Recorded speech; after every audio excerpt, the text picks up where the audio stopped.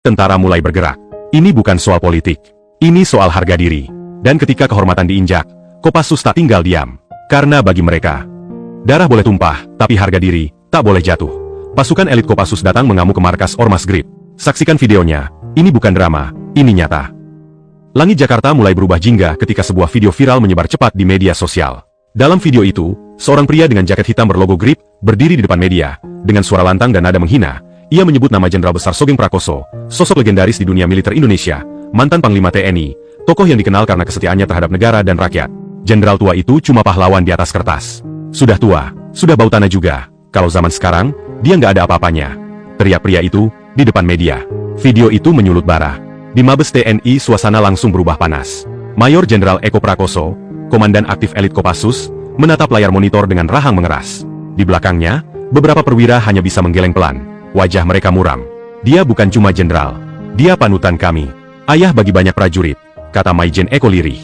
Ini penghinaan terhadap institusi. Lalu, perintah, jenderal, tanya Letkol Ardian, tangan kanannya. Maijen Eko memejamkan mata sejenak, lalu membuka map merah tua di meja. Di dalamnya, lembar-lembar intelijen, sketsa markas Grip, foto-foto satelit, dan laporan aktivitas ormas itu. Grip selama ini dikenal sebagai ormas yang sok berkuasa dan sangat meresahkan. Mereka sering menghina aparat, memeras pemilik klub malam, bahkan menyandera manajer perusahaan yang menolak iuran keamanan mereka. Mereka bukan cuma ormas. Mereka preman berbaju organisasi. Gumam Letkol Ardian, matanya menatap peta dengan tajam. Kita harus segera datangi markas mereka. Kita ambil kehormatan kita kembali. Ujar Maijen Eko tegas, penuh api dalam suaranya.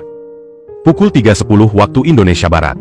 Udara dingin menyelimuti kawasan pinggir Cibubur, tapi suasana mendadak memanas saat satu truk taktis militer berhenti mendadak di depan markas Grip. Logo Kopassus terpatri jelas di sisi kendaraan. Tanpa sirine. Tanpa suara keras. Hanya hentakan langkah-langkah pasti dari beberapa prajurit bersenjata lengkap yang turun satu persatu. Di ujung gerbang markas Grip, beberapa pria sedang merokok dan berjaga. Mereka terkejut melihat kedatangan pasukan berseragam Kopassus dan senjata laras panjang yang diarahkan tanpa ragu. Hei, siapa kalian? Ini tanah ormas. Gak bisa seenaknya masuk. Teriak salah satu penjaga sambil melangkah maju. Kapten Bagas hanya menatap dingin. Mundur. Atau tumbang. Orang itu tertawa kasar, tapi tawanya terpotong peluru karet yang menghantam dadanya, membuat tubuhnya terpelanting ke belakang menghantam gerbang besi. Kepanikan meledak. Anggota Grip yang berada di dalam langsung keluar membawa tongkat besi, celurit, dan senjata api rakitan. Namun mereka tak punya waktu untuk menyusun formasi. Pasukan elit Kopassus bergerak seperti bayangan. Senyap, cepat, mematikan. Dalam hitungan detik, jalan depan markas berubah menjadi zona tempur. Peluru karet, gas kejut, peluru tajam ditembakkan terarah. Belasan anggota Grip terkapar di aspal. Sebagian meraung kesakitan, sisanya terdiam karena tidak mampu bergerak. Tangan-tangan mereka diikat. Yang melawan dilumpuhkan. Yang lari dikejar. Perimeter aman, kata Kapten Bagas, tapi masih ada puluhan di dalam gedung utama. Ayo kita lanjutkan pembersihan. Amankan target utama, John Kenanga. Pasukan segera masuk ke dalam markas Grip.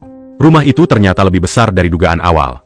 Ruangan-ruangan bawah tanah tampak seperti lorong-lorong bunker. Di sana mereka menemukan lebih dari sekadar anggota ormas. Beberapa ruangan disulap menjadi tempat, senjata tajam, dan peralatan lainnya. Satu ruangan penuh CCTV yang merekam aktivitas mereka di klub-klub malam.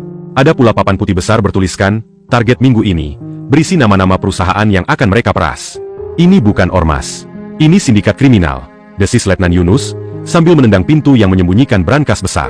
Suara teriakan kembali terdengar dari bagian belakang rumah. Beberapa anggota Grip yang tersisa berusaha kabur. Mereka memanfaatkan posisi di belakang rumah untuk kabur. Namun satuan Kopassus sudah terlatih untuk menghadapi kekacauan. Mereka menyerbu dengan strategi cermat. Tembakan pengalihan dilancarkan. Saat lawan berada di dekat pagar belakang rumah, prajurit sudah bermunculan menghadang mereka. Target visual, teriak Kapten Bagas, menunjuk ke arah pria berbadan besar yang berlari ke ruangan belakang, John Kenanga.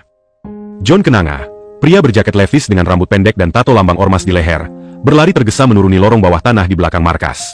Nafasnya memburu sambil memegangi tembok. Di belakangnya, suara tembakan dan teriakan rekan-rekannya yang tumbang membuat langkahnya semakin panik.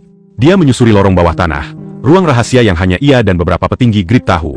Tempat itu awalnya adalah bunker tua peninggalan Belanda, kini dijadikan gudang penyimpanan dan jalur pelarian. Tapi malam ini, tidak ada pelarian. Sementara itu, tim Kopassus menyisir setiap lantai dengan formasi ketat. Kapten Bagas memimpin pengejaran langsung ke arah lorong bawah tanah, ditemani Letnan Yunus dan dua pasukan lainnya. Dia pasti ke arah bunker, kata Kapten Bagas. Kejar. Jangan biarkan dia lolos. Itu bukan sekadar target. Dia kunci seluruh operasi kriminal ini, tegas Kapten Bagas. Di dalam lorong, John Kenanga berusaha membuka pintu logam besar menuju garasi tersembunyi, tempat mobil SUV-nya terparkir. Tapi saat ia menarik tuas terakhir, suara langkah berat terdengar dari belakang. "John Kenanga!" teriak Letnan Yunus, mengacungkan senjata. Angkat tangan, diam di tempat dan segera berlutut. John menoleh cepat dan ia tetap berusaha untuk kabur. Tim Kopassus menembak dengan tembakan terarah, tidak untuk membunuh, tetapi melumpuhkan. Satu peluru menghantam bahu John, membuatnya terlempar ke lantai. Ia meraung kesakitan sambil merangkak mundur. Darah mengalir dari bajunya. "Sudah habis waktumu," kata Kapten Bagas. Dengan cepat, tangan John diborgol dan tubuhnya diseret keluar lorong. Sementara itu, tim lainnya berhasil mengamankan dokumen-dokumen penting dari ruang rahasia. Daftar perusahaan yang diperas, transaksi dengan pengusaha besar, bahkan transaksi dengan oknum pejabat. Semuanya terdokumentasi rapi. Taktik mereka tidak lagi sekadar pemerasan. Ini sudah jaringan kejahatan terorganisir yang menyentuh banyak lapisan. Pukul 6.12 WIB, operasi dinyatakan selesai. Matahari mulai menyibak langit timur, menyinari markas Grip yang porak-poranda. Anggota prajurit dan Kapten Bagas segera membawa anggota Ormas Grip. Dan Kapten Eko yang berdiri di dekat mobil militer di pinggir jalan, memandang anggota Ormas Grip yang diborgol di jalan depan markas mereka, dan beberapa anggota Ormas yang ditangkap duduk berbaris dengan tangan diborgol. "Ini bukan balas dendam," ujarnya pelan. "Ini penegakan kehormatan. Bangsa ini terlalu lama membiarkan para penghina merajalela tanpa batas." Pecahnya topeng nasionalisme palsu, di sebuah ruang interogasi militer yang dingin dan penuh tekanan, John Kenanga duduk membisu. Kedua tangannya terborgol di atas meja logam. Wajahnya lebam, bukan karena pukulan, tapi karena benturan keras saat ia ditangkap dalam penggerbekan mendadak tadi. Seragamnya lusuh, berkeringat, dan aroma ruangan itu terasa seperti campuran antara besi, kopi basi, dan ketegangan yang menggantung. Kapten Bagas, bersama dua penyidik militer lainnya, duduk di hadapannya. Di meja terbentang dokumen hasil penggerbekan markas Grip, organisasi masyarakat yang selama ini bergerak di bawah kedok nasionalisme, tapi sejatinya adalah kelompok paramiliter yang menebar ancaman dan pemerasan. Kapten Bagas menatap tajam. "Siapa yang mendanai kalian?" John diam. Matanya menatap lurus ke arah lampu di langit-langit, seolah sedang menimbang jawaban yang akan mengguncang banyak hal. Lalu bibirnya menyeringai, getir. "Kalian pikir ormas seperti kami bisa berdiri sendiri, tanpa restu orang besar di atas sana?" Tanyanya retoris. "Ada siapa di atasmu?" desak Kapten Bagas lagi, kali ini lebih keras, lebih menuntut. John akhirnya menunduk. Napasnya berat. Perlahan, ia menyebut satu nama. Sebuah nama yang selama ini dielu-elukan rakyat sebagai pembela kaum kecil. Seorang politisi senior dan seorang pengusaha besar terkenal vokal membela rakyat, tapi ternyata diam-diam menjadi dalang di balik pendanaan dan perlindungan Grip. Ruang interogasi itu seketika hening. Tak ada yang menyangka bahwa kebenaran sebusuk itu tersembunyi di balik wajah seorang pengusaha kaya. Hari-hari berikutnya, tim militer dan intelijen bergerak cepat. Mereka membongkar bukti transaksi bank yang mencurigakan, menelusuri komunikasi trankripsi yang ternyata mengarah pada pertemuan-pertemuan rahasia di villa-villa mewah dan kafe-kafe elit.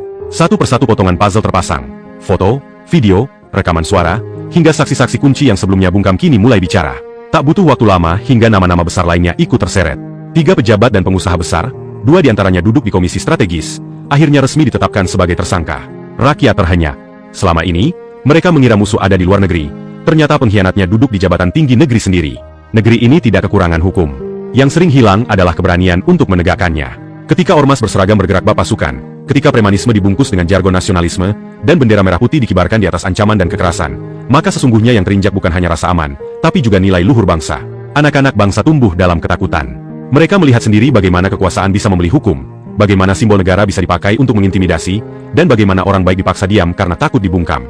Tapi hari itu, negara bicara dengan bahasa yang tak bisa dibantah. Tindakan tegas dari Kopassus bukan sekadar operasi militer. Itu adalah pernyataan bahwa negara tidak boleh tunduk pada tekanan jalanan, bahwa hukum tidak bisa dinegosiasikan, bahwa nasionalisme sejati tak pernah tumbuh dari kebencian atau ancaman.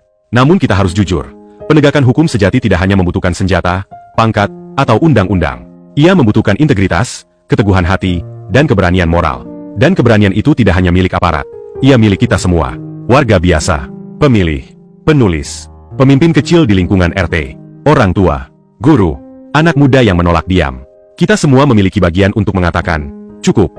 Untuk memilih berdiri di sisi yang benar, bahkan ketika itu berarti berdiri sendirian. Untuk meyakini bahwa keadilan bukan cita-cita kosong, tapi sesuatu yang harus diperjuangkan, setiap hari. Negara yang adil tidak dibangun dari tumpukan undang-undang, tapi dari tekad untuk menegakkan yang sudah ada. Dan hari itu, meski badai masih jauh dari reda, secercah harapan muncul.